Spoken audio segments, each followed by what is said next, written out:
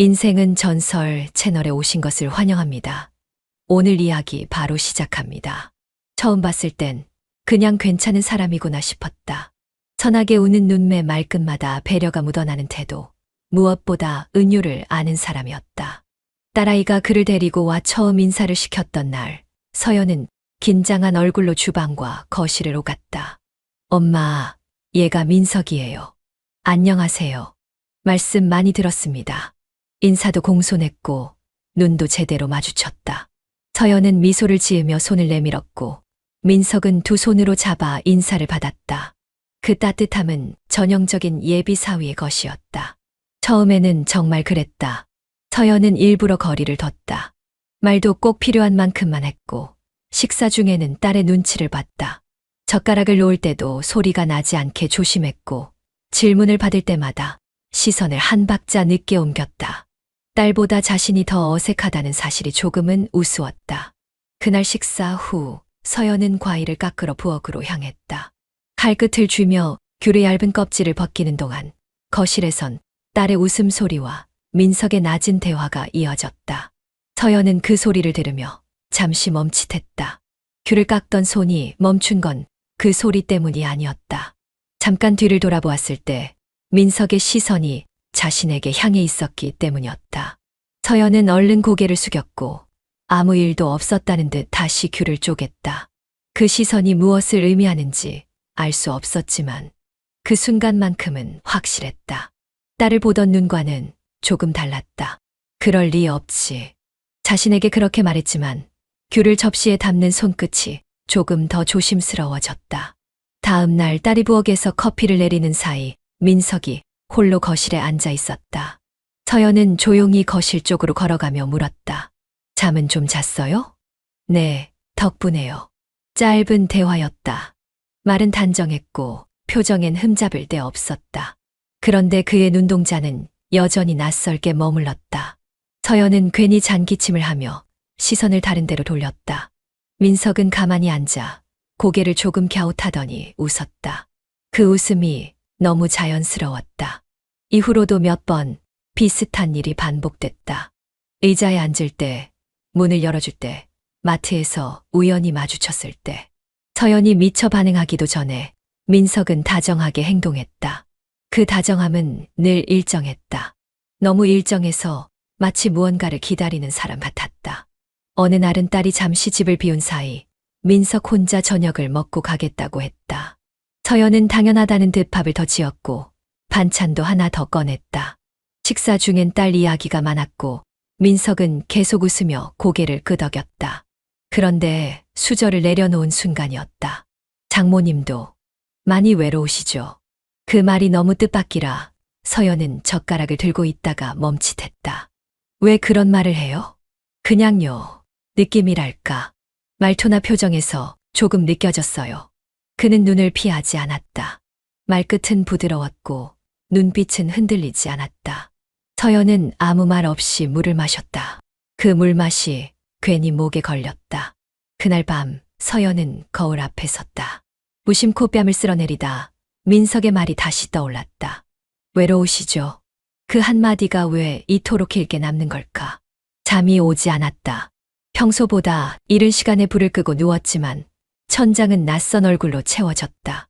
딸이 사랑한다는 남자, 그리고 자신을 잠시 멈추게 만든 남자. 이건 우연일까? 아무 일도 없었다고 믿고 싶었다. 하지만 민석의 시선은 이상하리만큼 선명하게 남았다. 엄마, 민석이 진짜 스윗하지 않아.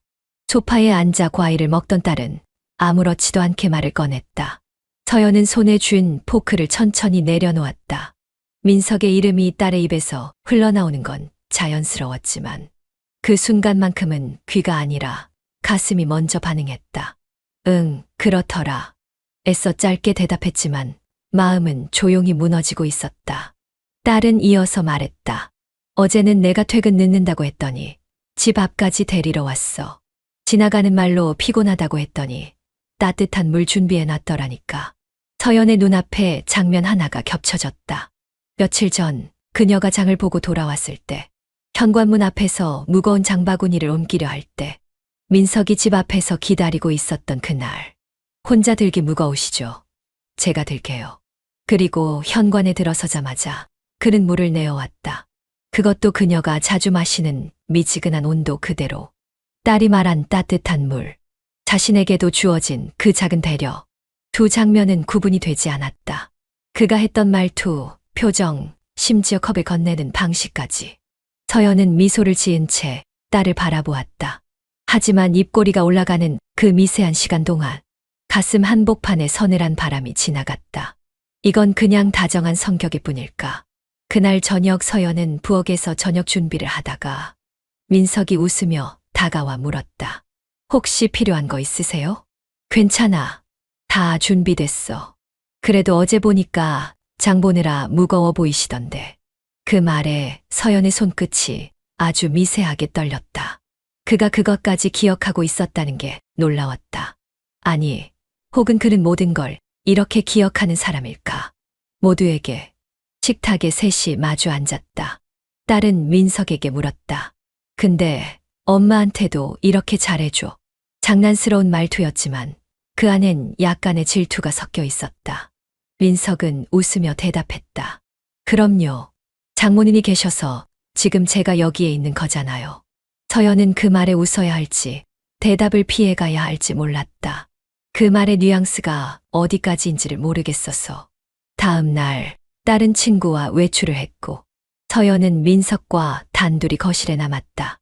조용한 공간, 조심스러운 공기, TV 소리만 작게 울려 퍼지는 와중에 민석은 다정하게 물었다. 장모님, 드라마 좋아하세요? 가끔. 그러시구나. 어제도 보시는 것 같아서요. 장면이 비슷해서 기억에 남았어요. 그 말에 서연은 TV를 보며 웃는 척했지만 눈은 이미 딴 데 가 있었다. 기억에 남았다는 그 말이 자꾸만 그녀의 머릿속을 맴돌았다. 그는 그저 다정한 사람일까? 아니면 모든 걸 기억하는 사람일까? 혹은 똑같은 온기를 누구에게나 나누는 사람일까? 그날 밤 서연은 딸의 방 앞에 서서 문을 열지 않은 채 귀를 기울였다. 웃음소리, 대화, 익숙한 민석의 웃음. 그 소리가 싫지는 않았다. 하지만 그 웃음이 자신에게 했던 말투와 너무도 닮아 있었다. 서연은 돌아서며 스스로에게 물었다. 내가 착각한 걸까? 하지만 머릿속에 맴도는 장면은 너무나 명확했다. 컵을 건네던 손의 온도, 눈을 마주치던 그 잠깐의 정적, 그리고 딸이 말한 스윗한 장면들. 모든 것이 겹쳐지고 반복되고 혼란스럽게 쌓여갔다. 마치 한 남자의 행동이 두 여자의 시간 안에서 동시에 재생되고 있는 듯한 느낌. 서연은 다시 거울 앞에 섰다. 딸이 사랑한다고 말한 그 남자가 지금 이 순간 그녀의 머릿속을 그렇게도 선명하게 채우고 있다는 사실. 그걸 어디에도 말할 수 없었다. 그리고 그날 밤 꿈속에서도 민석은 웃고 있었다. 그가 웃을 때 서연은 웃지 못했다. 생일은 조용히 지나가길 바랐다. 서연은 원래 그런 사람이었다. 케이크 없이, 꽃다발도 없이. 누군가를 위해 무언가를 준비하긴 했어도 자신을 위한 자리는 항상 소박하게 넘겼다. 그런데 올해는 달랐다. 딸은 손을 잡고 웃으며 말했다. 엄마, 오늘은 나랑 민석이랑 같이 저녁 해드릴게요. 그냥 앉아 계셔. 서연은 처음엔 잠시 거절했지만 두 사람의 밝은 얼굴에 더는 말릴 수 없었다.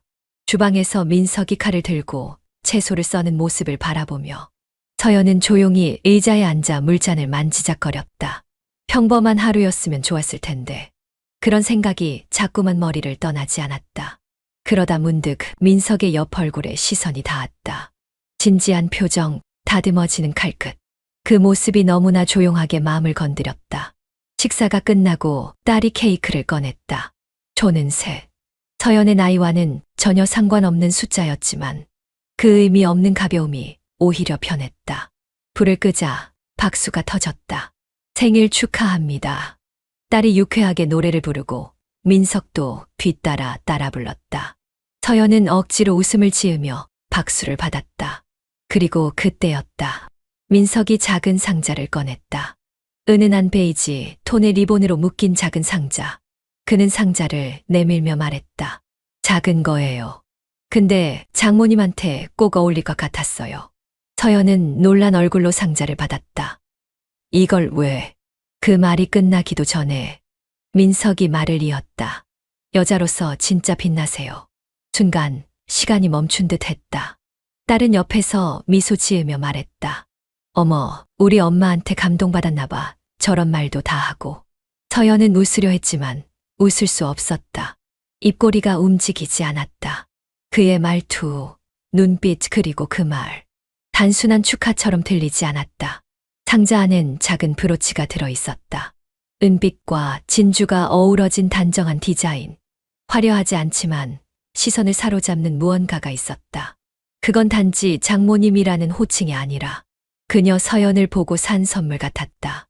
딸이 케이크를 자르는 사이 민석은 조용히 서연의 눈을 바라보았다. 그 시선엔 웃음도 의심도 없었다. 그저 정면으로 그녀를 하나의 사람으로 바라보는 시선. 서연은 브로치를 손에 쥔 채 시선을 돌렸다. 숨이 막힐 정도로 선명했던 그 한마디. 여자로서 빛난다는 그 말이 그녀를 지금까지와는 전혀 다른 자리로 데려다 놓았다. 딸이 컵을 들고 말했다. 건배 엄마, 생일 축하해요. 서연은 잔을 들었다. 하지만 잔 안의 물은 미지근했고 그 온도는 그녀의 머릿속을 점점 흐리게 만들고 있었다. 민석이 건네준 말은 결코 상투적인 예의가 아니었다. 서연은 알았다. 그 말 안에 있었던 감정의 온도를. 그는 딸에게 자상했고 자신에게 또 다른 언어를 쓰고 있었다. 그날 밤 거실에 걸린 거울 앞에 섰다. 서연은 조심스럽게 브로치를 가슴에 올려보았다. 작은 브로치 하나가 왜 이렇게 가슴 한가운데를 누르는 걸까? 그는 지금 한 사람을 사랑하고 있는 걸까? 아니면 두 사람을 동시에 사랑할 수 있는 걸까? 서연은 거울을 등진 채 불을 껐다. 어둠 속에서 더 또렷해지는 건 민석의 목소리였다. 진심이에요. 장모님도 여자로서 정말 아름다우세요. 서연은 하루 종일 같은 생각을 반복했다. 민석의 말, 여자로서 빛나세요. 그 말이 머릿속을 계속 떠돌았다. 그날 이후로 그의 다정함은 선명하게 바뀌었다. 표현은 같았지만 온도가 달랐다. 손을 뻗을 때, 시선을 맞출 때, 딸을 대하는 것과 자신을 바라보는 눈빛이 너무도 다르게 느껴졌다. 착각이겠지. 그렇게 말하며 넘기려 했지만 민석은 그런 착각을 더는 허락하지 않았다. 딸은 출장으로 사흘 집을 비웠고 그 둘은 자연스럽게 같은 공간에 머물게 되었다. 저녁 무렵 서연은 무심코 물었다. 밥은 먹었어? 아니요. 아직요. 그는 평소처럼 웃었다. 같이 먹을래요? 그 말에 서연은 고개를 들었다. 무슨 뜻으로 들을지는 알았다. 하지만 그 말이 더는 낯설지 않았다. 식탁에 마주 앉아 두 사람은 조용히 밥을 먹었다. 젓가락질 소리와 그 사이를 메우는 짧은 숨소리. 모든 것이 조심스러웠고 그래서 더 진하게 느껴졌다. 식사를 마친 뒤 민석은 말없이 그릇을 정리했고 서연은 그 뒷모습을 오래 바라보았다. 뭐라도 말해야 할 것 같았다. 이 침묵은 너무 많았고 너무 오래 누적되었다. 그가 다시 거실로 돌아왔을 때 서연은 입을 열었다. 너 지금 나한테 왜 이렇게 친절해? 민석은 그 자리에 멈춰섰다. 고개를 천천히 들고 눈을 맞췄다. 그 눈동자엔 회피도 없었다. 그냥 장모님이니까. 그럴 줄 알았다. 서연은 고개를 끄덕였다. 그런데 민석은 다시 입을 열었다. 그런데 그게 다는 아니에요. 서연의 눈썹이 미세하게 움직였다. 애한테 하는 마음하고 다르니까요. 그 한 줄. 서연은 숨이 막혔다. 민석은 웃지 않았다. 그저 담담하게 말했다. 그 담백함이 더 위험했다. 감정을 감추려는 흔적이 없다는 것. 즉, 숨기지 않는 진심이었다는 것. 서연은 다시 물었다. 너, 그게 무슨 뜻인지 알아? 알아요. 너무 잘 알죠. 그래서 조심했어요. 근데 조심한다고 안 생기는 감정은 아니더라고요. 그 순간 모든 부정이 멈췄다. 그동안의 시선, 말투, 작은 행동들 모두 설명이 됐다. 이해도 됐고 인정도 되었다. 하지만 그걸 받아들이는 건 또 다른 문제였다. 서연은 그에게서 시선을 거두고 일어섰다. 민석은 움직이지 않았다. 붙잡지도 다가가지도 않았다. 그게 더 불편했다. 그가 조심한다는 건 감정이 없다가 아니라 멈추려 한다는 뜻이었다. 그리고 그 말은 결국 이미 마음이 움직였다는 증명이었다. 서연은 방문 앞에 섰다. 손을 얹고 문을 열려다 멈췄다. 뒤에서 민석의 목소리가 들렸다. 죄송해요. 이런 말 해서. 근데 전 지금도 후회하진 않아요. 그 말에 서연은 천천히 고개를 돌렸다. 민석은 여전히 거실 한가운데 두 손을 모은 채 서 있었다. 그의 얼굴엔 죄책감도 희망도 포기조차 없었다. 단지 말 그대로의 진심만이 남아 있었다. 서연은 한참을 그 자리에 서서 그를 바라보다가 조용히 문을 열고 방 안으로 들어갔다. 문이 닫히는 소리는 유난히 크게 들렸다. 불을 켜지 않은 방 안에서 그녀는 천천히 침대 끝에 앉았다. 손등 위에 시선이 머물렀다. 민석이 이전에 슬쩍 스친 그곳. 그 따뜻함은 이제 증명되었다. 자신이 느꼈던 감정은 착각이 아니었다. 모든 게 알고 있었던 마음이었다. 집은 조용했다. 딸은 회식이 있다며 아침부터 나가 있었고 저녁까지는 돌아오지 않을 거라 했다. 서연은 어색한 침묵이 돌아다니는 거실을 피해 주방으로 향했다. 민석도 마찬가지였다. 자연스러웠다. 아무렇지 않게 주방에 들어와 물컵을 찾는 그리고 아무렇지 않은 척 식기 정리를 하는 그녀. 서연은 서랍을 열다 손을 멈췄다. 수저가 담긴 작은 칸에서 그와의 대화가 들려오는 듯했다. 장모님도 여자로서 빛나세요. 그 말을 떠올린 순간 서연은 자신이 왜 이렇게 긴장하고 있는지를 알았다. 그의 말은 고백이 아니었다. 확신이었다. 민석은 조용히 컵을 씻고 있었고 서연은 접시를 닦고 있었다. 바로 옆에 선 두 사람 사이 물이 흐르고 바람이 없고 숨소리만 있었다. 장모님, 그가 먼저 입을 열었다. 서연은 고개를 들지 않고 말했다. 응, 계속 생각했어요. 어디까지가 괜찮은 걸까? 서연은 그 말에 젖은 손을 멈추고 타월을 들었다. 돌아보려다 망설였다. 그런데 그 순간 뒤에서 그의 손이 조심스럽게 그녀의 손등을 감쌌다. 젖은 물기가 그의 손바닥에 스며들었다. 서연은 멈췄다. 말도 호흡도 움직임도 모두 멈춰요. 입술 사이로 흘러나온 그녀의 말은 분명하게 들렸을 것이다. 하지만 그는 아무것도 하지 않았고 그래서 멈추지도 않았다. 대신 조금 더 가까이 다가와 그녀의 어깨에 이마를 댔다. 서연은 마치 시간이 멈춘 듯 눈을 감았다. 그의 숨결이 귓가에 닿았고 숨소리가 깊게 밀려들었다. 그 따뜻함은 불쾌하지 않았다. 오히려 익숙했다. 위험하리만치 익숙했다. 서연은 천천히 고개를 돌렸다. 그 순간 두 사람의 시선이 마주쳤다. 그의 눈은 어두웠고 자신을 들여다보고 있었다. 입술이 닿았다. 조용히, 아주 조용히. 누가 먼저였는지는 중요하지 않았다. 이미 감정은 문을 열고 나와 있었고 그 문은 닫히지 않았다. 짧을 수도 있었던 그 입맞춤은 오히려 길게 이어졌고 서로를 피하지 않는다는 사실이 무언의 동의처럼 번져갔다. 민석이 손을 내렸다. 허리에 닿은 손끝은 조심스럽지만 분명했고 서연은 그 손에 저항하지 않았다. 오히려 숨을 들이쉬었다. 딱 한 번, 그뿐이었다. 그 이후의 모든 행동은 멈추려는 마음 없이 이어졌다. 주방은 더 이상 냄비 소리나 물소리가 들리지 않았다. 무엇도 부서지지 않았지만 그 자리에 있던 동기는 완전히 바뀌었다. 서연은 벽에 등을 기대며 말했다. 이건. 민석은 그녀의 손을 쥐며 말했다. 알아요. 근데 그만두진 않을 거예요. 서연은 그 말에 대답하지 않았다. 다만 손끝을 조금 더 깊게 쥐었다.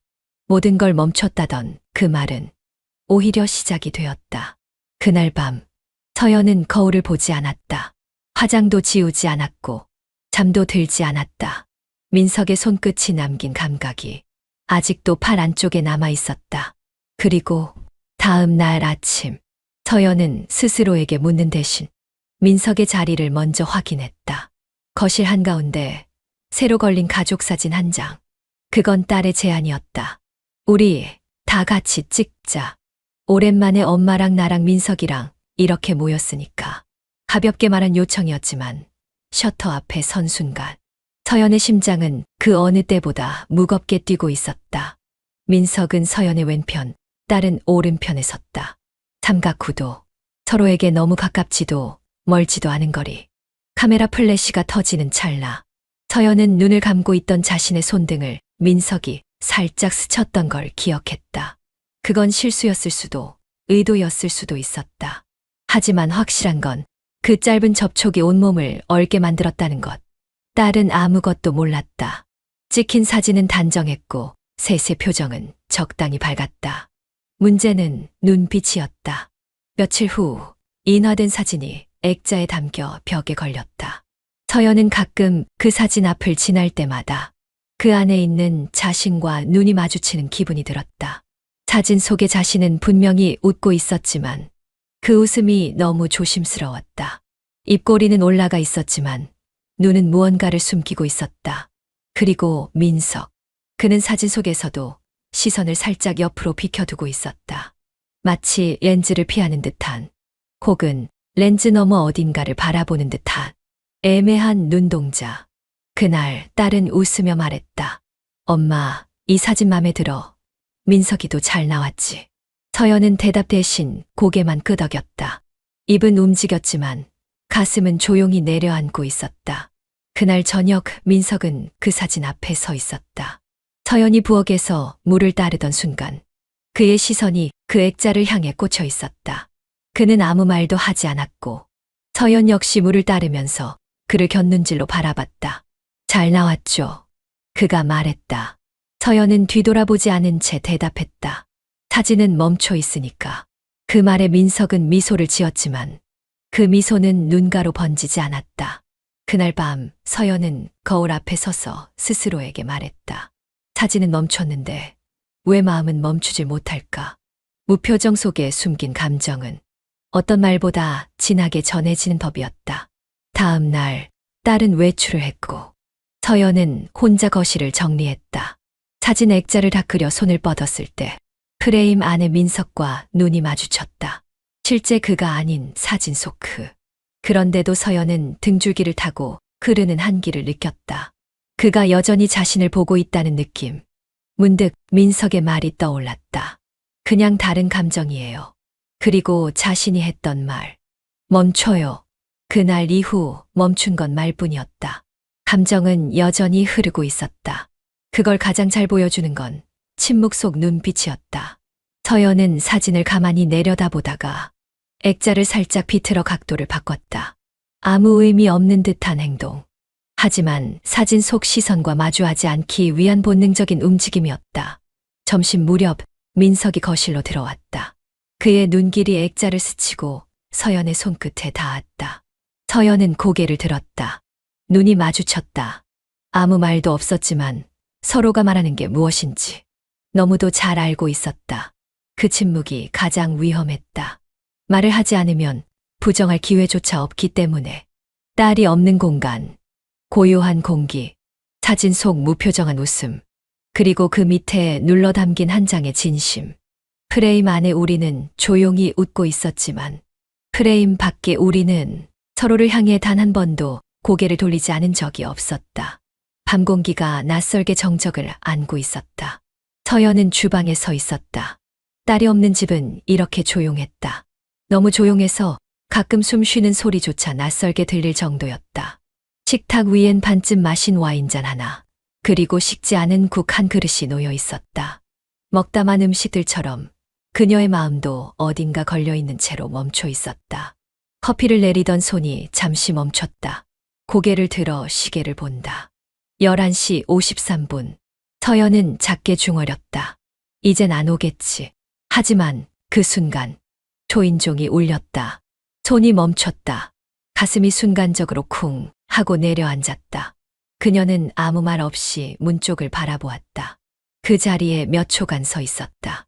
그리고 아주 천천히 걸음을 옮겼다. 현관문을 열자 민석이 서 있었다. 깔끔한 셔츠, 숨 바쁘지도 않은 표정. 다만 그 눈빛이 말했다. 이미 마음은 문턱을 넘은 지 오래라고. 그를 본 순간 서연은 더 이상 아무 말도 필요하지 않다는 걸 알았다. 그의 눈은 말하고 있었다. 이게 잘못이라는 건 알아요. 그런데 멈출 수가 없어요. 그녀는 작게 말했다. 왜 왔는지 말 안 해도 알 것 같아. 민석은 아무 말 없이 고개를 끄덕였다. 서연은 문에서 비켜섰고 그는 조용히 안으로 들어왔다. 문이 닫히는 소리 가볍지만 의미는 무거웠다. 이제 다시 열어도 예전 같을 수 없다는 걸 둘 다 알고 있었다. 거실엔 그들뿐이었다. 공기마저 조심스레 움직이는 듯한 긴장 속에서 둘은 말없이 마주섰다. 침묵. 그 침묵이 말보다 더 많은 걸 말하고 있었다. 민석이 먼저 입을 열었다. 잊으려고 했어요. 노력도 했고요. 근데 안 되더라고요. 장모님 생각만 나요. 계속 원하게 돼요. 그 말에 서연은 작게 웃었다. 쓴웃음 같기도 하고 체념 같기도 한. 그날 이후로 나도 매일 생각했어. 딸이 아닌 내가 먼저였으면 어땠을까. 그녀의 눈이 민석을 똑바로 바라보았다. 도망치지 않고 피하지 않고 온전히 그를 마주했다. 민석은 한 걸음 다가왔다. 시간이 멈춘 것 같았다. 그리고 그녀가 다시 고개를 들고 현관 쪽으로 걸어갔다. 천천히 묵직하게 한 걸음씩. 그의 눈빛은 그녀의 걸음을 따라갔다. 그녀는 문을 닫았다. 그리고 잠갔다. 이번엔 확실히 닫혔다. 단지 밖에서 안으로가 아니라 안에서 밖으로. 그 누구도 들어올 수 없고 나갈 수도 없게. 문 뒤엔 고요함만 남았다. 그 고요함은 어쩌면 평화가 아니라 시작된 파국의 첫 숨 같은 것이었다. 그 순간 서연은 깨달았다. 무너진 건 도덕도 윤리도 아니었다. 그보다 더 오래 참고 있었던 자신이었다.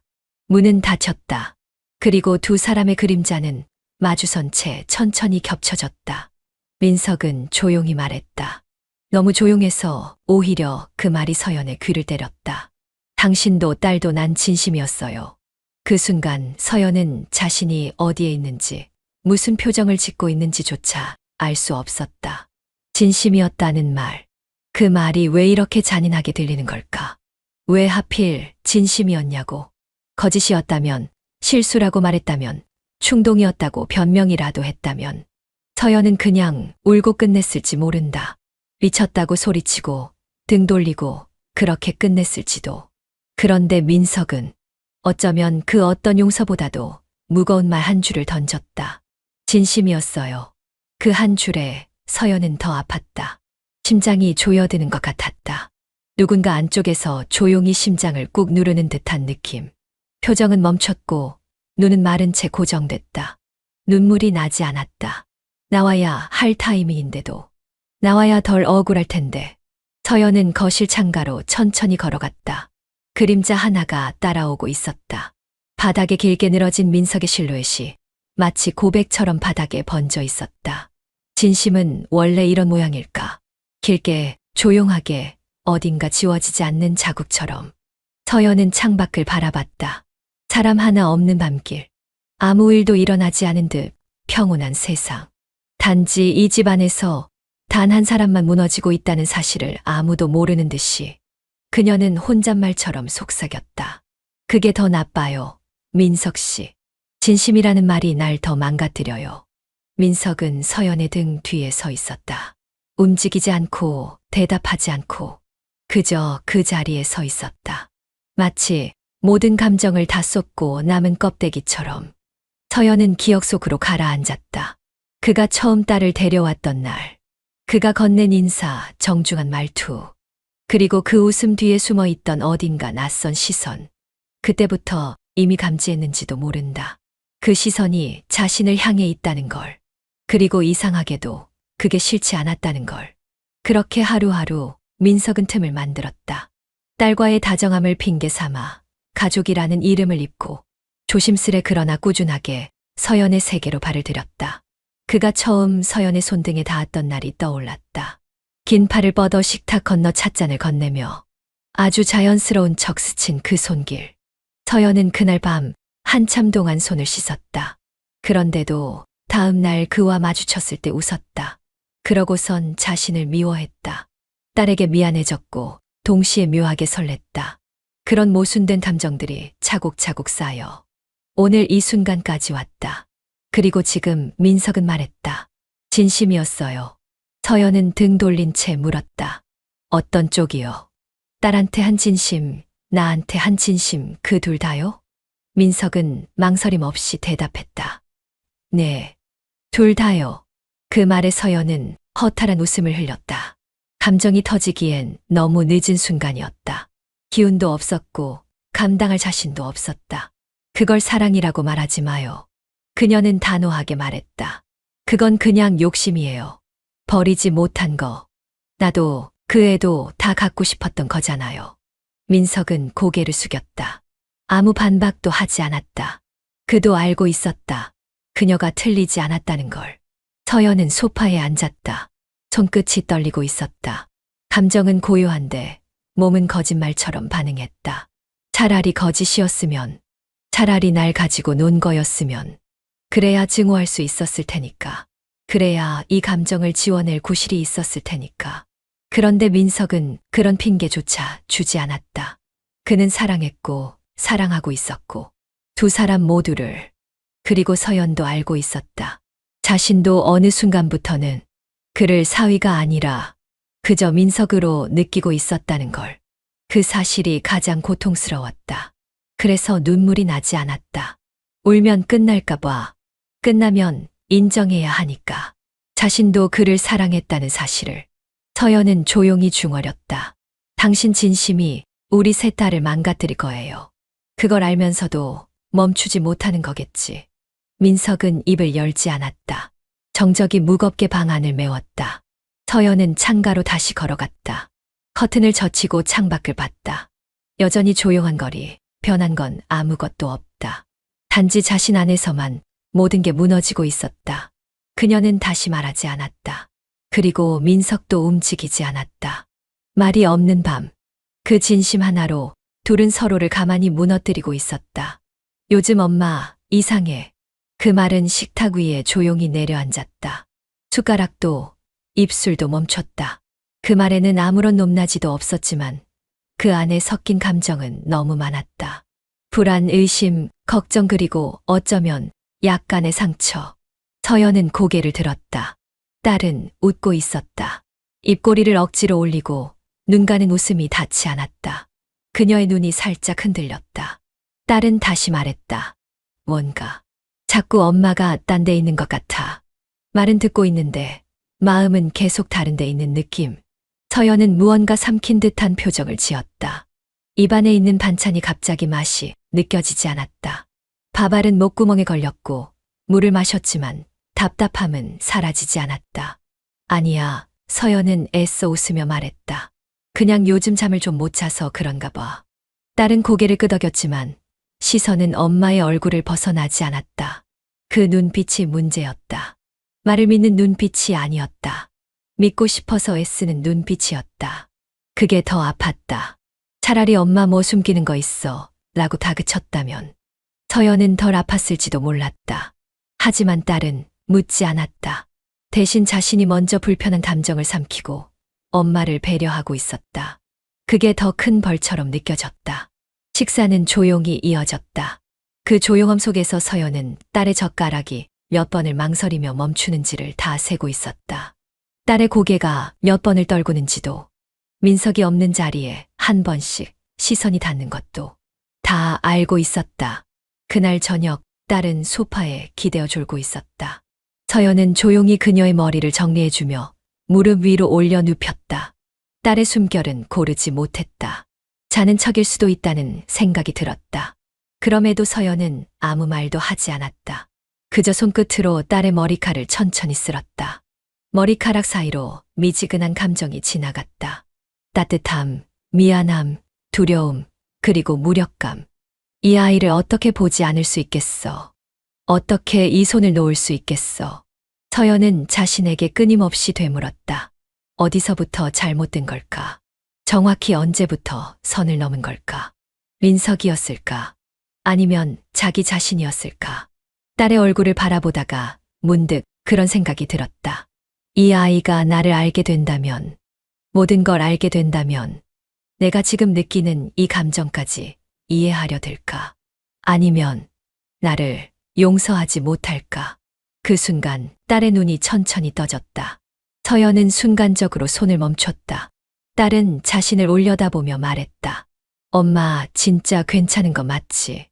그 말은 너무 부드러웠다. 의심보다는 걱정, 걱정보다는 애정이 더 담긴 목소리. 그게 더 무서웠다. 서연은 눈을 마주치지 못한 채 고개를 끄덕였다. 응, 괜찮아. 조금 피곤해서 그래. 딸은 아무 말 없이 고개를 돌려 다시 눈을 감았다. 하지만 눈가가 살짝 떨리는 걸 서연은 놓치지 않았다. 그 눈빛, 그 흔들림, 거기엔 이미 알고 있다는 감정이 분명히 들어 있었다. 딸은 더 이상 묻지 않았다. 그러나 그 눈빛은 말하고 있었다. 엄마가 아니었으면 좋겠어. 아니, 설마 엄마일 리는 없겠지. 그 말이 딸의 눈에 떠 있었다. 서연은 속으로 외쳤다. 미안해. 이 감정을 놓지 못해서. 이 죄를 아직도 쥐고 있어서. 정말 미안해. 하지만 말은 나오지 않았다. 입술은 다물린 채 손끝만 떨렸다. 그날 밤 서연은 잠들지 못했다. 딸의 방 앞에서 한참을 서 있었다. 문을 열지도 두드리지도 못한 채 엄마로서의 나와 여자로서의 내가 부딪히고 있어. 나는 지금 그 안에 갇혀 있어. 그리고 어느 쪽도 놓지 못하고 있어. 딸이 내민 손도, 민석이 건넨 감정도, 그녀는 어느 것도 놓을 수 없었다. 죄도 감정도, 딸의 눈빛이 그 모든 걸 알고 있는 것 같아서 숨조차 쉴 수 없는 밤이었다. 서연은 거울 앞에 앉아 있었다. 붓지 않은 얼굴이 오히려 더 이상했다. 전날 밤을 한숨도 못 잤다. 생각이 너무 많았던 게 아니다. 생각이 멈추지 않았기 때문이다. 그녀는 스스로가 낯설었다. 한 여자의 엄마로, 아내였던 사람으로, 그리고 지금은 딸의 남자와 얽힌 존재로. 이 감정이 언제부터였는지도 모른다. 하지만 확실한 건 지금 이 순간은 거짓이 아니라는 것. 그런 자신이 싫었다. 그리고 무서웠다. 현관문이 열렸다. 민석이었다. 그는 마치 아무 일도 없었다는 듯이 서 있었다. 그 얼굴엔 후회도 망설임도 없었다. 오히려 조금 더 단단해져 있었다. 서연은 그를 보자마자 물었다. 당신 아무렇지도 않아요? 민석은 서연의 눈을 피하지 않았다. 아무렇지 않진 않아요. 하지만 틀렸다고도 생각하지 않아요. 그의 말투는 차분했다. 설득하려는 의지도 방어하려는 불안도 없었다. 그저 믿고 있었다. 자신이 옳다고, 자신의 감정이 진짜라고. 서연은 가슴이 답답해졌다. 목 끝에 뜨거운 감정이 차올랐다. 이게 사랑이니? 그녀가 물었다. 거의 울먹이는 목소리였다. 민석은 고개를 끄덕였다. 네, 사랑이에요. 둘 다요. 그 말은 망설임 없이 나왔다. 그는 망가지지도 흔들리지도 않았다. 죄책감이나 혼란은 오히려 서연의 몫이었다. 서연은 자리에서 일어났다. 천천히 그 앞에 섰다. 그를 바라보는 눈엔 수많은 감정이 얽혀 있었다. 사랑, 혐오, 슬픔, 그리움, 분노, 그리고 이해. 그게 제일 끔찍했다. 이해하고 있다는 사실. 딸도 나도 사랑할 수 있어요? 서연이 묻자 민석은 조용히 말했다. 사랑의 선은 없잖아요. 누구를 먼저 선택해야 한다. 누구를 포기해야 한다. 그건 세상이 정한 규칙일 뿐이잖아요. 근데 감정은 그렇게 안 움직이잖아요. 서연 씨도 알잖아요. 그 말에 서연은 숨이 멎는 듯 했다. 그가 지금 자신을 이름으로 불렀다. 장모님이 아닌 서연으로. 그 순간 모든 관계가 무너졌다. 그들의 정체성이 사회적 틀과 가족 안에서 존재하던 구조가 한순간에 해체되었다. 그들은 이제 그저 두 남녀였다. 도덕도 책임도 경계도 그 어떤 것도 감정을 막지 못하고 있었다. 사랑이 죄면 죄인으로 살게요. 민석은 그렇게 말했다. 오히려 담담하게 고요하게. 근데 그 감정을 거짓말로 만들 순 없어요. 그건 나를 버리는 거니까. 서연은 그의 눈을 바라봤다. 거기엔 진심이 있었다. 그게 더 미쳤다. 정말 사랑하고 있었다. 딸도 자신도 둘 다를 똑같이. 그건 이기심이 아니라 욕망이었다. 그리고 욕망은 언제나 가장 정직한 감정이었다. 서연은 천천히 등을 돌렸다. 감정은 넘치는데 울 수 없었다. 울어버리면 이 사랑이 완성되어 버릴까봐. 눈물을 흘리면 더 이상 빠져나올 수 없을까봐. 민석은 그 자리에 그대로 서 있었다. 움직이지 않았다. 그는 진심이었다. 무너지지 않았다. 도리어 흔들리고 있는 사람은 서연이었다. 그녀는 그제야 깨달았다. 무서운 건 이 사랑이 아니라 이 사랑을 받아들일 자신이었다. 그 사랑 앞에서 도망칠 수 없다는 걸 이미 알고 있었다. 그래서 민석이 무너지지 않는다는 걸 이해하게 되었다. 사랑은 때로 가장 이기적인 방식으로 진실해진다. 그리고 민석은 지금 그 진실 속에 완전히 서 있었다. 거실에 세 사람이 앉아 있었다. TV에서는 예능 프로그램이 흘러나오고 있었고 딸은 웃고 있었다. 서연도 따라 웃었다. 엄마, 요즘 웃는 거 많이 늘었네? 딸의 말에 서연은 고개를 끄덕이며 말했다. 그래야지. 너 볼 땐 항상 웃어야 하니까. 민석은 조용히 물을 마셨다. 표정엔 아무런 변화가 없었다. 그 웃음 속에 감춰진 진실을 알고 있는 사람은 딱 2명뿐이었다. 서연은 딸 앞에서 웃었고 민석은 두 사람 앞에서 아무렇지 않았다. 그 둘 다를 잃지 않겠다는 듯. 민석은 욕망도 책임도 동시에 품고 있었다. 그의 얼굴엔 그 어떤 흔들림도 없었다. 하지만 서연은 자꾸 숨이 가빴다. 세 사람의 평화는 한 사람의 무거운 침묵 위에 얹혀 있었다. 서연은 조용히 걸음을 멈췄다. 그 앞엔 민석의 방문이 있었다. 손끝이 문을 향해 살짝 떨렸다. 열지도 두드리지도 않았다. 그 순간 안쪽에서 낮고 간절한 목소리가 흘러나왔다. 한 번만 더. 그 말 한 줄이 문틈 사이로 새어나와 서연의 가슴을 꾹 눌렀다. 그녀는 아무 말도 하지 않았다. 눈을 감고 한 걸음 뒤로 물러났다. 그리고 그 자리를 조용히 떠났다. 식탁 위에 촛불이 켜졌다. 딸이 준비한 정성스러운 저녁이었다. 엄마, 아빠 대신 내가 해줄게. 오늘은 가족이니까. 서연은 웃었다. 민석도 따라 웃었다. 딸은 그들 사이에 앉아 행복해 보였다. 와인잔이 부딪히고 조용한 음악이 흐른다. 모든 것이 평화로웠다. 하지만 서연의 눈은 민석을 향했다. 민석도 그녀를 마주봤다. 그녀가 낮게 물었다. 행복해요? 민석은 딸을 스치듯 바라보다가 다시 서연을 똑바로 응시했다. 그리고 조용히 그녀에게만 고개를 끄덕였다. 그날은 유난히 고요했다. 평소보다 일찍 어두워진 저녁. 서연은 혼자 마당에 앉아 있었다.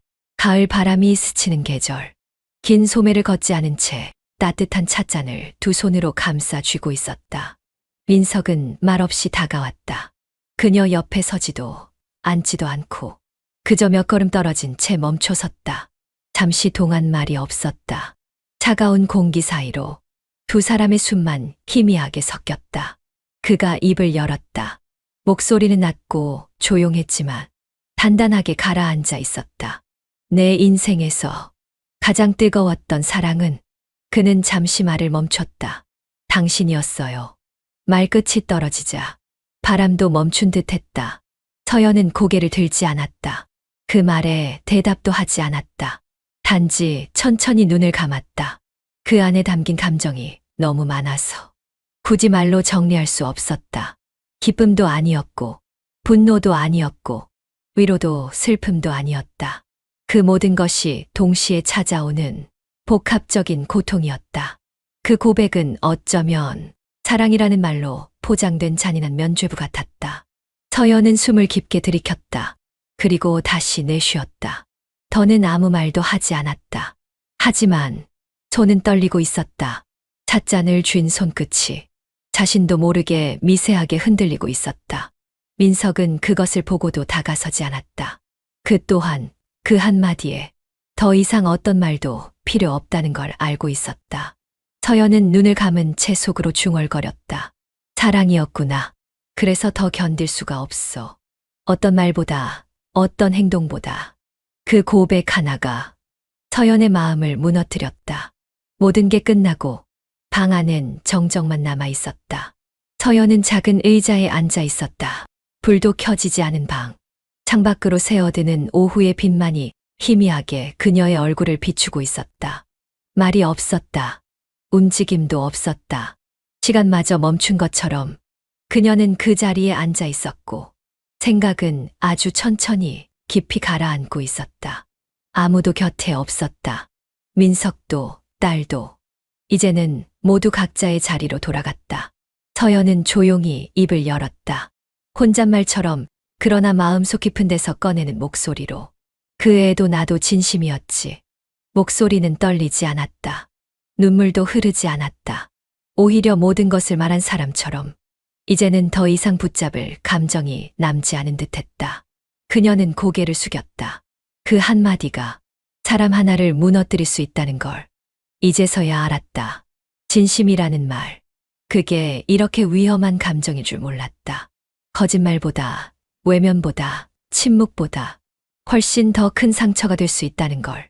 서연은 천천히 눈을 감았다. 그 진심은 결국 셋 다 부서뜨리고 말았다. 누구도 거짓이 아니었다. 누구도 일부러 상처를 주려 한 것도 아니었다. 하지만 진심이라는 이유만으로 서로를 망가뜨렸다. 그게 사랑이었는지 욕망이었는지 이제는 중요하지 않았다. 그녀는 조용히 숨을 들이켰다. 그리고 내쉬었다. 아무 말 없이 그 자리에서 천천히 고개를 들었다. 세상은 여전히 평온했고 창밖의 바람은 아무 일도 없다는 듯 불고 있었다. 그녀의 마음만, 그 세 사람의 진심만이 그 자리에서 조용히 무너지고 있었다.